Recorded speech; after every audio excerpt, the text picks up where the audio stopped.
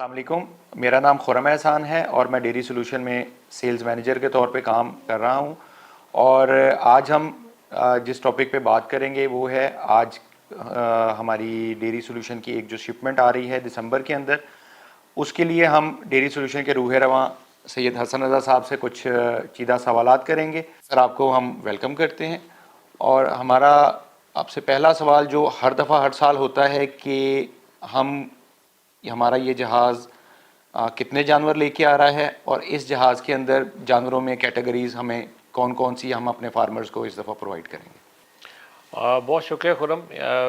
देखें, हमेशा की तरह हर साल जो एक चीज़ होती है वो ये होती है कि ज़ाहिर है हमेशा ये लास्ट मोमेंट तक रहता है जी शिप आ रहा है नहीं आ रहा, आ रहा है नहीं आ रहा। ज़ाहिर है हम तो इस पर 100% श्योर होते हैं आ रहा है क्योंकि हम काम कर रहे होते हैं। लेकिन एक मार्केट में एक ऐसी आप समझें कि एक कैंपेन चलाई जाती है कि जिससे ये लगता है कि शायद पता नहीं शिप आएगा या नहीं आएगा। लेकिन अल्हम्दुलिल्लाह आज की तारीख़ में जिस वक्त हम बात कर रहे हैं तो शिप जौन सा है वो रास्ते में है और इंशाल्लाह early next week Karachi port के ऊपर डॉक होगा। अल्हम्दुलिल्लाह इसमें 2000 के करीब जानवर हैं और इसमें प्योर होस्टिन फ्रीजियन हैं, जर्सीज़ हैं, ब्राह्मण हैं और ओपन भी हैं, प्रेग्नेंट भी हैं, कमर्शियल भी हैं, पेडिग्रीड भी हैं। तो एक वास्ट रेंज ऑफ एनिमल्स है जो कि पाकिस्तान के डिफरेंट फार्म्स के ऊपर इंशाल्लाह जाएगी जी। सर, आपने जिक्र किया कि हमारे पास जिनोमिकली टेस्टेड और पेडिग्रीड जानवर भी हैं। सर, कमर्शियल में और पेडिग्रीड एनिमल में कोई ऐसी क्या ख़ास बात है जिसे हम अपने फार्मर्स को बताना चाहेंगे कि हम क्यों हमें टेस्टेड या जिनोमिकली टेस्टेड पेडिग्रीड एनिमल को प्रेफर करना चाहिए रादर के कोई भी आपको कोई भी जानवर प्रोवाइड करते? देखें, जो सबसे पहले पाकिस्तान में पेडिग्रीड एनिमल्स आए थे वो भी डेयरी सोल्यूशन ही लेके आया था ऑस्ट्रेलिया से। और वो HRM डेयरी जो कि इस वक्त हमारे एक्सपोर्टर भी हैं, HRM लाइव स्टॉक के नाम से उनका फार्म भी है यहाँ पे आरिफ वाला में। वहाँ पे वो एनिमल्स आए थे 2019 में, अगर मैं सही मुझे याद है तो। पॉइंट ये है जो आपने क्वेश्चन किया कि क्यों आखिर किसी बहुत सारे लोग कमर्शियल एनिमल्स ले रहे थे, अब पेडिग्रीड एनिमल लेने की वजह क्या होनी चाहिए। देखिए, मैं पर्सनली ये समझता हूँ कि जो एक डेयरी में एक रेवोल्यूशन आया और एक कन्वेंशनल डेयरी फार्मिंग से जब हम मॉडर्न डेयरी फार्मिंग की तरफ पाकिस्तान ने चलना शुरू किया तो ये कोई 2006-07 में इसमें आपको मेजर जो उनसे हैं वो चेंजेस नज़र आने शुरू हुए। और फिर उस वक्त बहुत सारे डेयरी फार्म्स लगे और जब डेयरी फार्म उस वक्त लगाया जाता था तो उस वक्त ये नहीं होता था एनिमल कौन सा होगा, शेड कैसा होगा। उस वक्त बस ये था कि जी डेयरी फार्म बनाना है और डेयरी फार्म बनना चाहिए। जैसे जैसे वक्त गुजरता गया हमारा ह्यूमन रिसोर्स जौन सा है वो बेहतर होता गया, हमारी एक्सपर्टीज़, हमारे लर्निंग कर्व्स जौन से हैं वो जैसे जैसे बेहतर होते गए तो अब हमने मज़ीद डिटेल्स में जाना शुरू कर दिया। अच्छा, एनिमल जौन सा है वो ऐसा होना चाहिए और शेड जौन सा है वो ऐसा होना चाहिए, मिल्किंग पार्लर ऐसा होना चाहिए। अब हम मज़ीद डिटेल्स में जाना शुरू कर दिया ताकि हम जो डेयरी एनिमल्स हैं उनके मैक्सिमम पोटेंशियल को एक्सप्लोर कर सकें। मैं पर्सनली ये समझता हूँ कि आज ये जो अब हमने जो एक सिलसिला शुरू किया पेडिग्रीड एनिमल्स के लाने का, उसकी बेसिकली अब मैं ये समझता हूँ कि हमें डेयरी फार्मर से डेयरी ब्रीडर की तरफ लोगों को लेके जाना है। क्योंकि डेयरी फार्म तो बहुत हो गए लेकिन डेयरी ब्रीडर, क्योंकि डेयरी ब्रीडर क्यों, मिसाल के तौर पे आज एक नया फार्मर फार्म बनाना चाहता है और उसको शायद 5 एनिमल चाहिए या 10 चाहिए या 25 चाहिए, तो शायद उसके लिए ऑस्ट्रेलिया से एनिमल मंगाना जौन सा है वो थोड़ा मुश्किल हो। तो अगर उसको within Pakistan animals buy करने हों तो वो किस बेसिस के ऊपर डिसाइड करेगा कि जी ये एनिमल बेहतर है या ये बेहतर है या ये बेहतर है। तो इस वक्त बाकी दुनिया में अगर आप देखें तो जो एनिमल सिलेक्शन है वो उसका अंदाज़ मुख्तलिफ है। हमारे यहाँ जो भी एनिमल सिलेक्शन है वो फिनोटिपिकल बेसिस के ऊपर होती है कि जानवर को देखा जाता है, जाके उसके अडर को हाथ लगा के चेक किया जाता है, उसके दांत गिने जाते हैं, उसकी शक्ल देखी जाती है और उसके बाद आप किसी नतीजे पे पहुंचते हैं, जो कि ये तरीका बिल्कुल गलत है। ये कोई तरीका नहीं है एनिमल की सिलेक्शन का। एनिमल की अगर आप एग्जैक्ट पोटेंशियल जानना चाहते हैं तो इस वक्त बाकी दुनिया जो सी है वो जीनोमिक टेस्टिंग के ऊपर जा चुकी है। जिस वक्त आप एक जीनोमिक टेस्ट आपके सामने एक रिपोर्ट आती है तो आपको तकरीबन 100% के करीब श्योरिटी होती है कि ये एनिमल जो सा है ये कैसे परफॉर्म करेगा और आगे जो इसके आने वाली जो प्रोजनी है या बच्चा है वो कैसे परफॉर्म करेगा। और फिर आप उसकी बेसिस के ऊपर फैसला करते हुए आप ये भी डिसाइड होता है कि किस एनिमल की आपको कितनी कीमत अदा करनी चाहिए।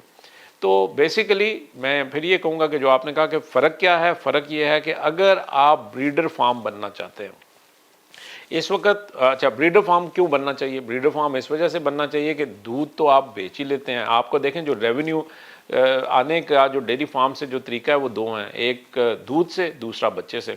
दूध बेचना तो कोई मुश्किल काम नहीं है, दूध तो आपका बिक रहा है, अच्छी कीमत पे बिक रहा है। प्रॉब्लम जो आता है वो आता है बच्चा बेचने में। अगर मेल आ गया तो आज की तारीख में जिस फार्म पे मेल आ जाता है वहाँ पे एक रोना पड़ जाता है कि यार ये तो मेल आ गया। फीमेल आ जाए तो फिर भी कुछ बेहतरी होती है, लेकिन उस फीमेल का भी ये पता नहीं है कि वो आगे चल के उसका क्या पोटेंशियल है और वो क्या परफॉर्म करेगी। जबकि जिस वक्त अगर आपके पास पेडिग्रीड एनिमल है और वो वाकई बहुत हाई उसका बीपीआई है या नेट मेरिट है, तो अल्टीमेटली अगर उसका बुल भी आएगा, उसका मेल काफ भी आएगा, तो आपको पता है कि मैं इसको ब्रीडिंग के लिए इस्तेमाल कर सकता हूँ और वो आपका मेल काफ भी बहुत महंगे दामों बिकेगा। मैंने यहीं पे फार्म्स देखे जो कि पेडिग्रीड काफ, और मैं एक बच्चे की बात कर रहा हूँ, वो मैंने 15 से 18 लाख रुपए का बिकता हुआ देखा। वजह क्या थी कि वो पेडिग्रेड था, वो जीनोमिकली टेस्टेड था, उसके आपको पता था कि ये जौन सा है ये किस बीपीआई का या किस नेट मेरिट का जानवर है।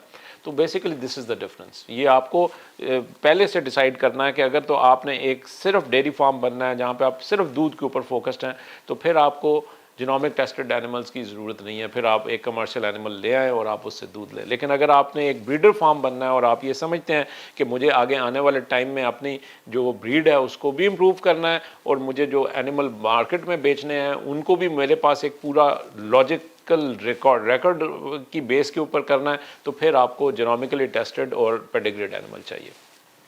सर ये वाली शिपमेंट जो अब हमारे पास बहुत जल्दी ही हमें खुशखबरी है फार्मर्स को मिलने वाली है, ये हमारे कंपेटिटर से किस तरह डिफरेंस करेगी? देखें, हम तकरीबन 2017 से एनिमल इंपोर्ट कर रहे हैं और मैं ये कहूँगा कि पिछली 3 से 4 शिपमेंट्स जो हमने HRM लाइव स्टॉक के साथ मिलके की, उनमें बहुत ज़्यादा फ़र्क था पिछली शिपमेंट्स की निस्बत। फ़र्क क्या था? फ़र्क ये था कि अब इस केस में हम एनिमल जिस वक्त हमारे पास ऑर्डर प्लेस होता है या नहीं होता, हम जनवरी फरवरी में एनिमल ऑस्ट्रेलिया में परचेज़ करना शुरू कर देते हैं और हम काव्स बाय करते हैं।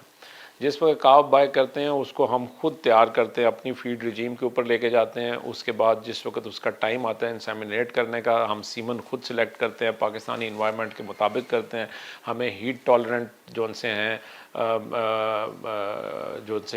काव्स चाहिए होते हैं, हम उसके मुताबिक सीमन की सिलेक्शन करते हैं। तो पाकिस्तानी इन्वायरमेंट को मद्देनज़र रख के उसके बाद फिर उसको जो भी उसकी फीड रिजीम है, जो उसके प्रोटोकॉल्स हैं, वो सब के सब हम खुद डिसाइड कर रहे होते हैं। उसका एडवांटेज क्या होता है? हाँ, अगर वो सेक्स सीमन एनिमल है तो हमें पता होता है कि हमने खुद सेक्स सीमन लगाया हुआ है और उसकी अल्टीमेटली परसेंटेज भी बेहतर आती है। जबकि जो एक नॉर्मल रूटीन है बाकी तमाम लोगों की पाकिस्तान में, वो ये है कि वो स्पॉट बाइंग करते हैं कि आपके पास ऑर्डर आएगा, वो उस वक्त लास्ट मोमेंट पे किसी फार्म पे जाएंगे और वहाँ से जो भी एनिमल उनको मिलेगा और जो भी उनको डेटा मिलेगा उस एनिमल का, वो चाहे रिलायबल है या नहीं रिलायबल, उसके ऊपर बेस करते हुए वो एनिमल लेके आएंगे। और अल्टीमेटली जो हमें पीछे एक हिस्ट्री रही है वो ये है कि जो फार्म डेटा है वो कोई बहुत ज़्यादा रिलायबल नहीं होता। लेकिन अगर आपने ये चीज़ें जो सी हैं खुद से की हुई हैं तो आपकी रिलायबिलिटी जो सी है वो 99.99% होती है। तो इस वजह से ये मैं आई थिंक कि this is the major difference कि हम जो कहते हैं वो डिलीवर करते हैं। और मैं दूसरा एक बात ये भी कहूँगा कि इस वक्त मार्केट में अगर आप देखें तो डेफिनेटली और कंपटीटर्स हैं।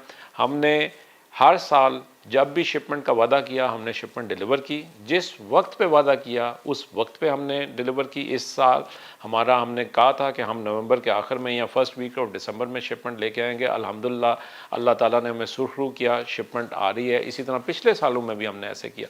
तो मैं ये समझता हूँ कि ये जो हमारी 100% डिलीवरी रेशो है ये भी बाकियों की निस्बत बहुत बेहतर है।